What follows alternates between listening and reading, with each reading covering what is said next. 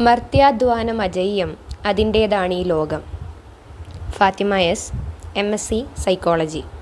Rajinikanth cinema Coolie വലിയ വാണിജ്യ വിജയം നേടുകയും സിനിമയുടെ പ്രമേയം വലിയ ചർച്ചാവിഷയമാവുകയും ചെയ്തിരിക്കുകയാണ്. സിനിമയുടെ ഫ്ലാഷ് ബാക്കിൽ 80കളിലെ ട്രേഡ് യൂണിയൻ നേതാവാണ് രജനീകാന്തിൻ്റെ കഥാപാത്രം. തൊഴിലാളികളും അവരുടെ അവകാശങ്ങളും പോരാട്ടങ്ങളുമൊക്കെ സിനിമകൾക്ക് പ്രമേയമാവുന്നത് ഇന്ത്യൻ സിനിമകളിൽ ഇതാദ്യമായല്ല. സിനിമയും സാമൂഹിക സ്ഥിതികളുമായി പരസ്പര പൂരകമായ ബന്ധം വേരുറപ്പിച്ചു കിടക്കുന്ന ഇവിടങ്ങളിൽ തൊഴിലാളി സമരങ്ങളുടെയും തൊഴിലാളി യൂണിയനുകളുടെയും സംഭവ വികാസങ്ങൾ നിരന്തരം സിനിമകൾക്ക് പ്രമേയമായതും അത്ഭുതപ്പെടുത്തുന്നില്ല. അസംഘടിത മേഖലയിൽ ഉൾപ്പെടെയുള്ള തൊഴിലാളികൾ രാജ്യത്തിൻ്റെ സാമ്പത്തിക സാമൂഹിക സാഹചര്യങ്ങളെ മെച്ചപ്പെടുത്തുന്നതിൽ സ്തുത്യർഹമായ പങ്കുവഹിക്കുന്ന രാജ്യമാണ് ഇന്ത്യ. അതേസമയം തൊഴിലാളികളും അവരുടെ മനുഷ്യാധ്വാനവും സമാനതകളില്ലാത്ത വിധം തിരസ്കരിക്കപ്പെടുന്നതും ഇവിടെ തന്നെ. ന്യായമായ വേതനം ഉറപ്പാക്കുന്നത് മുതൽ തൊഴിലിടങ്ങളിൽ ശുചിമുറി സൗകര്യം ഉറപ്പാക്കാൻ വേണ്ടി ഉൾപ്പെടെ രാജ്യത്തു പോയ നൂറ്റാണ്ടുകൾക്കിടയിൽ നടന്ന അനേകം പോരാട്ടങ്ങൾ ഈ അവഗണനയുടെ നേർസാക്ഷ്യമാണ്. എന്താണ് ട്രേഡ് യൂണിയനുകൾ? തൊഴിലാളികളുടെ അടിസ്ഥാന ആവശ്യങ്ങൾ നേടിയെടുക്കാനും തൊഴിലാളികൾക്ക് ന്യായമായ വേതനം ഉറപ്പാക്കുന്നതുൾപ്പെടെയുള്ള സംരക്ഷണങ്ങൾ നേടിയെടുക്കുന്നതുമാണ് ട്രേഡ് യൂണിയനുകൾ സാധാരണയായി ലക്ഷ്യമിടുന്നത്. ബോംബെയിൽ സ്ഥാപിതമായ മിൽ ഹാൻഡ്സ് അസോസിയേഷൻ ആദ്യകാല ട്രേഡ് യൂണിയനുകളിൽ ഒന്നായി പരിഗണിക്കാമെങ്കിലും രജിസ്റ്റർ ചെയ്ത രാജ്യത്തെ ആദ്യ ട്രേഡ് യൂണിയൻ മദ്രാസ് ട്രേഡ് യൂണിയനാണ്. ഒരു നൂറ്റാണ്ടിൻ്റെ പഴക്കമുള്ള ട്രേഡ് യൂണിയനുകളുടെ ചരിത്രത്തിന് എണ്ണമറ്റ പ്രതിസന്ധികളുടെയും പോരാട്ടങ്ങളുടെയും വിജയങ്ങളുടെയും കഥകൾ പറയാനുണ്ട്. പ്രക്ഷോഭത്തിൻ്റെ വ്യാപ്തിയിലും തിരഞ്ഞെടുക്കുന്ന വിഷയങ്ങളുടെ എണ്ണത്തിലും പണിമുടക്കുന്നവരുടെ എണ്ണത്തിലും ഓരോ പണിമുടക്കിലും വർധനവാണ് ഉണ്ടാകുന്നതെന്ന് കാണാം. പുതിയ labour code.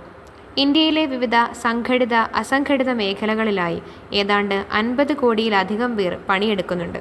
1926 trade union act വ്യവസ്ഥ ചെയ്യുന്ന വിധത്തിലാണ് രാജ്യത്തെ ട്രേഡ് യൂണിയനുകളുടെ രജിസ്ട്രേഷനും പ്രവർത്തനവും പരിരക്ഷിക്കപ്പെടുന്നത്.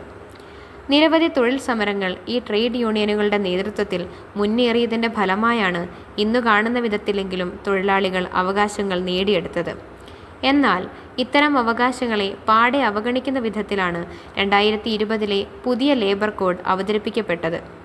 വേതനം, തൊഴിൽ സമയം, മറ്റ് പരിരക്ഷകൾ ഉൾപ്പെടെയുള്ള തൊഴിലാളികളുടെ അടിസ്ഥാന ആവശ്യങ്ങളോടെല്ലാം തികച്ചും അവഗണനയോടെയുള്ള സമീപനമാണ് പുതിയ ലേബർ കോഡിൻ്റേത്. മില്ലുകൾ മുതൽ സാംസങ് വരെ തൊഴിൽ സമരങ്ങൾ. 1862 ഹൗറ റെയിൽവേ തൊഴിലാളികൾ നടത്തിയ സമരമാണ് രാജ്യത്ത് തൊഴിലാളി സമരം എന്ന നിലയിൽ രൂപപ്പെട്ട ആദ്യകാല പോരാട്ടങ്ങളിലൊന്ന്. പിന്നീട് 2.5 നൂറ്റാണ്ടുകൾക്കിടയിൽ കടന്നുപോയ സമരങ്ങൾ ഏറെയുണ്ട്. പാരമ്പര്യ തൊഴിൽ മേഖലകൾക്കൊപ്പം തന്നെ സാങ്കേതിക വിദ്യാരംഗത്തെ വിവിധ സ്ഥാപനങ്ങളിലും ട്രേഡ് യൂണിയനുകളും തൊഴിൽ സമരങ്ങളും സംഘടിക്കപ്പെട്ടിട്ടുണ്ട്. അടുത്തിടെ 2024 സെപ്റ്റംബറിൽ ആരംഭിച്ച സാംസങ് തൊഴിലാളികളുടെ പ്രക്ഷോഭം തൊഴിലാളികളുടെ അടിസ്ഥാന ആവശ്യങ്ങൾ ഉറപ്പാക്കണമെന്നും സാംസങ് തൊഴിലാളി യൂണിയന് രജിസ്ട്രേഷൻ അനുവദിക്കണമെന്നും ആവശ്യപ്പെട്ടായിരുന്നു. 1400-ലധികം തൊഴിലാളികൾ പങ്കെടുത്ത പോരാട്ടമാണ് മാസങ്ങൾക്കു ശേഷം വിജയം കണ്ടത്. പുതിയ കാലത്തും തൊഴിൽ സമരങ്ങൾക്കും അവകാശ പ്രക്ഷോഭങ്ങൾക്കും പ്രസക്തി കുറയുന്നതേയില്ല എന്നതിൻ്റെ തെളിവാണ് സാംസങ് പ്രക്ഷോഭത്തിന് ലഭിച്ച പൊതുസ്വീകാര്യത. സമരങ്ങളോ എന്തിന്? അരാഷ്ട്രീയവാദത്തിൻ്റെ മുഖ്യ പ്രചരണ ആയുധങ്ങളിലൊന്നാണ് സമരങ്ങളുടെ പ്രതികൂല സമീപനം. തനിക്ക് പ്രതിസന്ധികൾ നേരിടേണ്ടി വരാത്തിടത്തോളം, തനിക്ക് അവകാശങ്ങൾ നിഷേധിക്കപ്പെടാത്തിടത്തോളം ചുറ്റും നടക്കുന്ന അവകാശ പോരാട്ടങ്ങളെ ക്യാൻസൽ ചെയ്യുന്ന സമീപനം അങ്ങിങ്ങായി കാണാൻ സാധിക്കും. പ്രക്ഷോഭങ്ങൾക്ക് അനുകൂലമായി പിന്തുണയ്ക്കുന്ന സമീപനങ്ങൾക്കിടയിൽ തന്നെ ഇതൊക്കെ എന്തിനെന്ന് ചോദിച്ചുകൊണ്ട് തൊഴിലാളികളുടെ സമരങ്ങളെ, സാധാരണക്കാരുടെ സമരങ്ങളെ വില കുറച്ച് കാണുന്ന സമീപനം സാമൂഹ്യ മാധ്യമങ്ങളിൽ ഉൾപ്പെടെ നമുക്ക് കാണാൻ സാധിക്കും. പോരാട്ടങ്ങളുടെ ആവശ്യങ്ങൾ പോലും പരിഗണിക്കാതെ അവയെ തള്ളിക്കളയുന്ന സമീപനങ്ങൾ ഒട്ടുമേ അംഗീകരിക്കാൻ കഴിയുന്നവയല്ല. എന്നാൽ പ്രതികൂല സമീപനങ്ങൾക്കിടയിൽ ഒട്ടേറെ മനുഷ്യർ പുതിയ കാലത്തും തൊഴിൽ സമരങ്ങൾക്കും പ്രക്ഷോഭങ്ങൾക്കും ഐക്യദാർഢ്യം പ്രഖ്യാപിക്കുന്നത് ആശാവഹമാണ്.